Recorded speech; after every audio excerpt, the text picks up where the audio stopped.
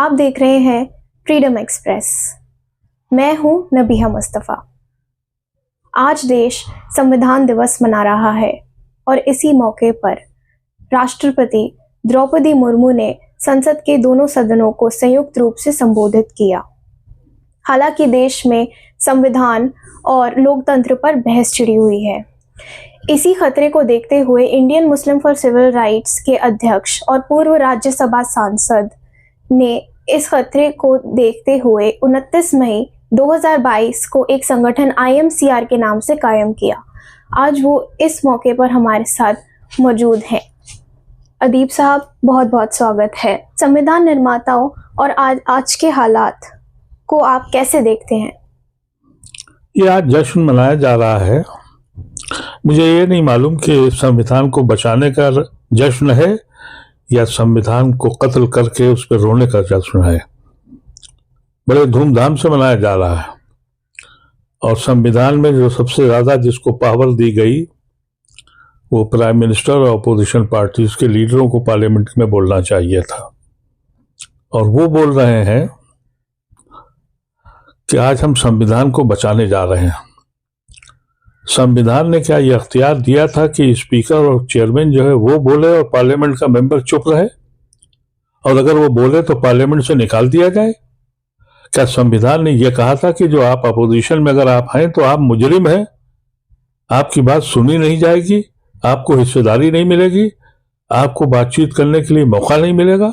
क्या संविधान ने यह बताया था कि एक तरफा अगर मेजॉरिटी हो तो आप हर तरह का बिल पास कर लें और जैसे चाहे वो करें और अपोजिशन को आप बोलने न दें?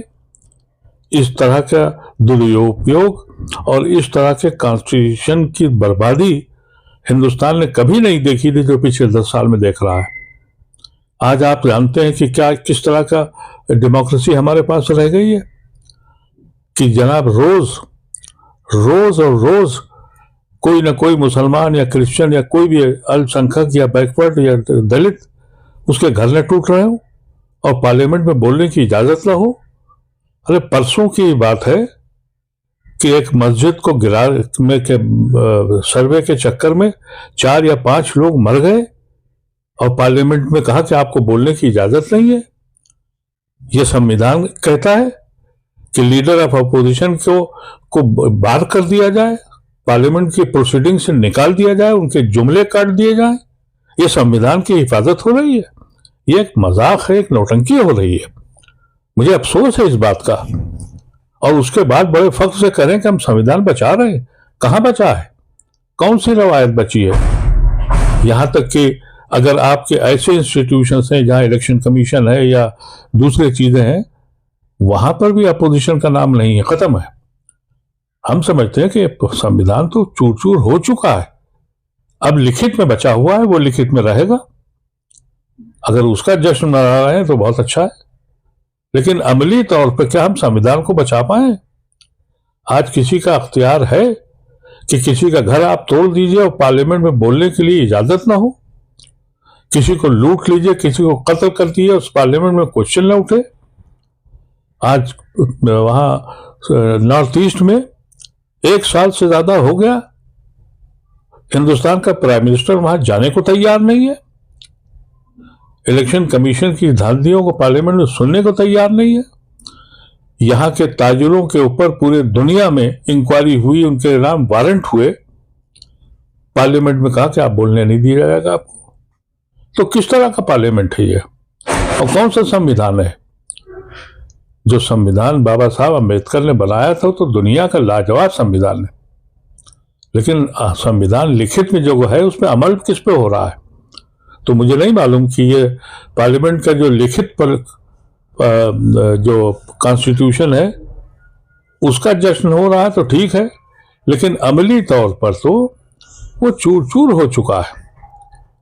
हमें तो आज के दिन सोचना चाहिए, और यही वजह है कि हमने 29 मई 2022 को IMCR ने सबसे पहले ये आवाज उठाई थी कि संविधान टूट रहा है, यहां हकूक छीने जा रहे हैं, यहां माइनॉरिटीज को हक नहीं है बोलने का, यहां अपोजिशन पार्टीज को मुजरिम समझा जाता है, सहयोगी नहीं।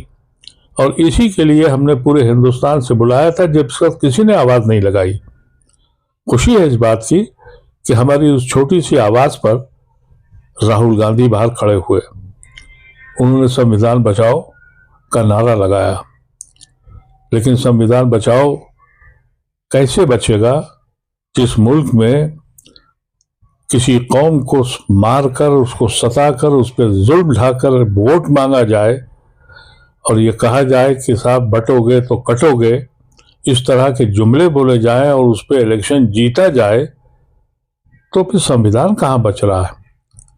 हमारा माइनॉरिटी का, ख़ासतौर से मुसलमानों का इस मुल्क से ताल्लुक़ इसी कॉन्स्टिट्यूशन से है। इसी वजह से IMCR ने आज से 2 साल पहले ये बात कह दी थी कि साहब सब छोड़ दीजिए, कॉन्स्टिट्यूशन को जो बचाइए, उस पर अमल कराइए। हमारे ज़माने में जब हम पार्लियामेंट में थे तो स्पीकर सुनता था और हम बोलते थे, जो हमारे मुश्किलात थी, हमारे मसाइल थे, हमारी आवाम के मसाइल थे, हमारी तरक्की की बातें थी, वो हम बोलते थे, स्पीकर सुनता था। आज स्पीकर बोलता है, मेंबर ऑफ पार्लियामेंट अगर बोले तो वो एक्सपेल्ड हो जाता है, निकाल दिया जाता है, यहाँ तक कि लीडर ऑफ द हाउस को निकाल दिया जाता है।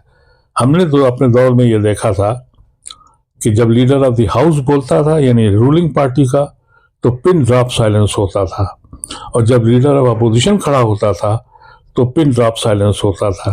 अब लीडर ऑफ अपोजिशन जब बोलने खड़ा होता है तो चेयरमैन उसी वक्त कह देता कि आप बैठ जाइए, आपकी बात नहीं मानी जाएगी। इसको आप कहते हैं कि हमने कॉन्स्टिट्यूशन बचा लिया है, इसका जश्न मना रहे हैं? अरे अपना तजिया तो करिए कि कॉन्स्टिट्यूशन को, यहाँ की रवायतों को, यहाँ के हिंदुस्तान का जो तस्वुर था, उसको कहाँ छोड़ा आपने? कहते ये हैं कि जिस जगह चाहिए कुछ भी फसाद हो जाए, आप पार्लियामेंट असेंबली में वो बात नहीं उठा सकते, क्योंकि जब मेजॉरिटी पार्टी है वो अपोजिशन को अपना दुश्मन समझती है। हम लोग कभी भी अपने दौर में, अपने ज़माने में अपोजिशन और रूलिंग पार्टी में कभी फ़र्क नहीं समझा, और रूलिंग पार्टी और हम लोग हाउस में बात करके कम से कम बाहर आके मिलते थे। लेकिन अब तो ये है ही नहीं। मैं तो समझता हूं कि आज मातम का दिन है, जश्न का कहां से दिन आ गया? हमने कत्ल किया है अपने कॉन्स्टिट्यूशन को, अपनी रवायतों को। हम लोग ये जानते हैं, और ये आवाज़ सबसे पहले यही सोच के हमने लगाई थी, और पूरे हिंदुस्तान में जहाँ जहाँ मुमकिन हुआ हम गए और कॉन्स्टिट्यूशन बचाने के नारे लगाए और बताने की कोशिश करी कि खुदा के वास्ते ये मुल्क जिस दिन कॉन्स्टिट्यूशन ऑफिशियली ख़त्म हो जाएगा, अमली तौर पे उस पर अमल नहीं है। लेकिन क्या किया जाए, ना अब नेहरू हैं, ना गांधी हैं, ना जयप्रकाश हैं, कोई भी नहीं है, क्योंकि हर इंसान अपनी पार्टी की लड़ाई में लगा हुआ है कि मेरी पार्टी बड़ी हो जाए, देश चाहे जहन्नुम बन जाए। ऐसे हालात खड़े हो गए इस मुल्क के। मुझे तो बहुत ही हैरत है, मैं ही समझता था कि आज के दिन पार्लियामेंट में छुट्टी नहीं होगी। आज के दिन पार्लियामेंट में हर पार्टी को मौका दिया जाएगा, और लीडर ऑफ अपोजिशन और leader of the ruling party इस पे सर जोड़ के बैठेंगे कि कॉन्स्टिट्यूशन की कमियां कहाँ रह गई हैं, कहाँ हम गलत हो गए। लेकिन उनको भी बुलाया नहीं गया।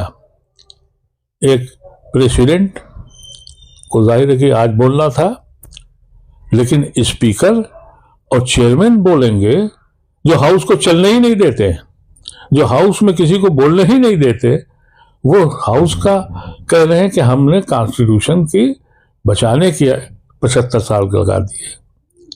कभी इसका तजिया होगा, कभी इस पर सोचा जाएगा, और नौजवान जब समझ में उसकी आएगा, और जब ये नफ़रत की आंधी बंद होगी और नफ़रत और से मोहब्बत में बदलेगी, तब अंदाज़ा होगा कि हम लोगों ने इस कॉन्स्टिट्यूशन के साथ कितनी नाइंसाफ़ी की है, बाबा साहब अम्बेडकर के ख्वाब को कैसे रोज़ रोज़ तोड़ा है।